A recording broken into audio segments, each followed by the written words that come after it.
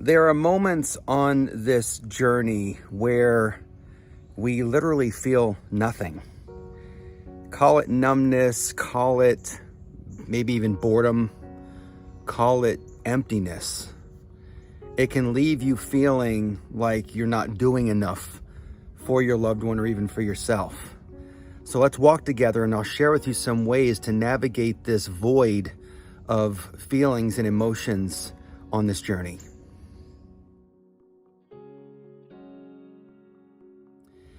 Hey friend, welcome back to Grief Questions Answered. I'm Eric, and it's my goal with these videos to share everything that I've learned about how to survive, find support in the loneliness of grief, and how to intentionally get back up and live beyond the loss of a loved one. If this grief tip doesn't help you today, I am confident it can and will help you at some point in the future, so be sure to save this video to watch later on. Today's video comes from Katie. A question comes from Katie, and she asked me, what do I do when it feels like there's nothing going on right now in my life? And this is such a good question, because in the throes of grief, when we're grieving the loss of a loved one so very early on, and there's so much intense pain and the emotions are a roller coaster, and we're feeling like, there's just a constant feeling of pain inside of us. Along the journey, we may get to a point where we feel nothing. And there may be some thoughts that creep up that say to yourself, when you say to yourself, I'm not feeling anything. Maybe I didn't love them. Maybe I didn't do enough for them. Maybe I'm not doing enough for them now. Here's my advice for this, because I get it. I've been there. I remember when I lost my daughter, Zoe, there were the early weeks and months of grief were so hard because I just felt so much pain. And then it almost as if the pain suppressed every other emotion. And I remember waking up one day and thinking, I feel nothing. I feel nothing about this journey. I feel nothing about my life. I feel just empty. And I was like a void. It was just like, it was the weirdest feeling to have that. And I know I'm saying feeling a lot here, but that's really what it is. And so my advice here for this is, if you have moments when the pain is so intense that you can't even do anything else, then that is the time to be gentle with yourself, to take care of yourself, to breathe deeply so that you're getting enough oxygen into your system. We can regulate our emotions through breath work. The other thing you can do when you feel nothing is to sit down with a journal and kind of just write about what's going on in that moment. Maybe that particular day is a lull in the intense grief and a bit of a respite from that intensity that you've been feeling all along.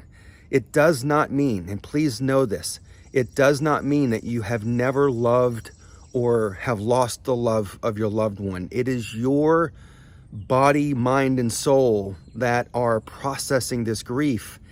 And it also goes in waves. It goes in phases. It goes in these times when it's really challenging to navigate this process. So if you're in this process of trying to navigate your grief and you feel like there's a void, one of the best things you can do for yourself right now is to give yourself permission to just be in that void. Now, that may feel scary. If that feels scary for you, then maybe connect with friends and family just to talk about your loved one. And this isn't meant to reinvigorate or reignite that painful feeling inside, but instead, maybe it's a time for you to start to reflect on the wonderful aspects of your loved one that you will remember for the rest of your life. And here's what I believe that this void means, is that you are transitioning from that deep pain to these feelings of stability and being okay, even if even for a moment throughout the day. You know, maybe this void is that you feel okay, that, you know, the pain isn't there. And when you think about your loved one, you're okay with, you know, how you're processing your grief. I know this isn't easy. We shouldn't be here. It's unfair.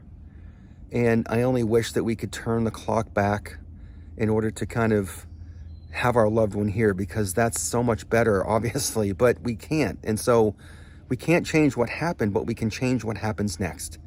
And so take this time in this feeling that is a void and do some reflection, do some introspection. Think of it as a respite from the pain, because you deserve that. We don't deserve to live in pain. The pain does not mean that we didn't love our loved one. The pain is just our response to the grief itself. And there are so many other things that we can do for ourselves to take care of ourselves in this process, to where we can actually begin to heal. This void is the beginning of true healing. I really hope this helps. Do you have a question about grief that I can answer for you? Let me know in the comments below. And if you haven't done so yet, click that subscribe button down below, as this is one of the best ways to get notified of new videos just like this and to show support for the channel. So let's keep walking together, and I'll see you in the next week's video.